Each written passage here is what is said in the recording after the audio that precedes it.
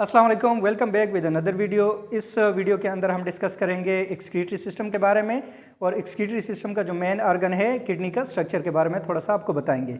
ये आप इस चार्ट में देख सकते हैं कि एक्सक्रीटरी सिस्टम को डिफाइन किया गया है और सबसे पहले एक्सक्रीटरी सिस्टम वो सिस्टम है जिसके अंदर नाइट्रोजनियस वेस्ट प्रोडक्ट जो हमारी बॉडी के अंदर प्रोड्यूस होते हैं वो किस तरह से बॉडी से रिमूव होते हैं, उसके अंदर किडनी का क्या रोल है।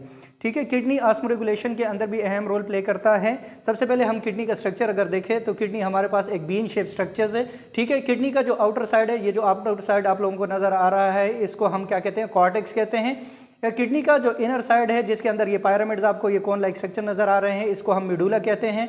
ठीक है, ये हमारे पास रीनल पेल्विस, ये जो अंदर की तरफ कर्व हुआ है ये रीनल पेल्विस कहलाता है। इसके अंदर रीनल आर्टरी है और रीनल वेन। रीनल वेन हमारे पास वो खून की नाली है जो खून को यानी वापस दिल की तरफ लेके जाती है। यानी veins are those blood vessel which carry the blood from the different part of the body toward the heart. और आर्टरीज हमारे पास वो खून की नाली है या जो ब्लड वेसल है जो दिल से खून को मुख्तलिफ आर्गन्स की तरफ लेकर आती है। ये हमारे पास नीचे की तरफ जो आया है ये यूरेटर कहलाता है। किडनी के अंदर जितने भी मेटाबोलाइजेशन का प्रोसेस होता है जिसके अंदर यूरिया, यूरिक एसिड और बाकी जो मटीरियल प्रोड्यूस होते हैं in the form of urine, वो इसके जरिए यहाँ से नीचे मसाने में जाते हैं जिसको हम यूरिनरी ब्लैडर कहते हैं और वहाँ पे कुछ टाइम के लिए स्टोर होते हैं और फिर वहाँ से क्या हो जाते हैं, रिमूव हो जाते हैं।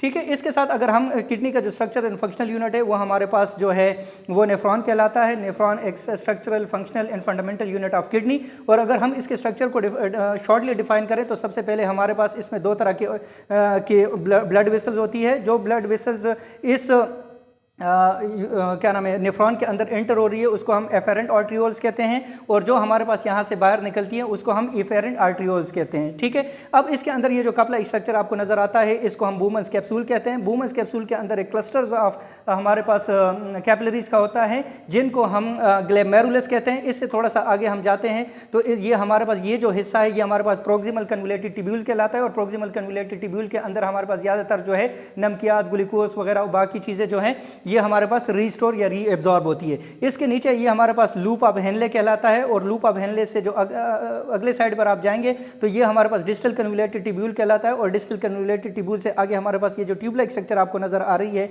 इस ट्यूब लाइक स्ट्रक्चर को हम कलेक्टिंग डक्ट कहते हैं जो बाकी नेफ्रॉन को यहाँ पे कलेक्ट करता है और यूरिन को स्टोर करता है।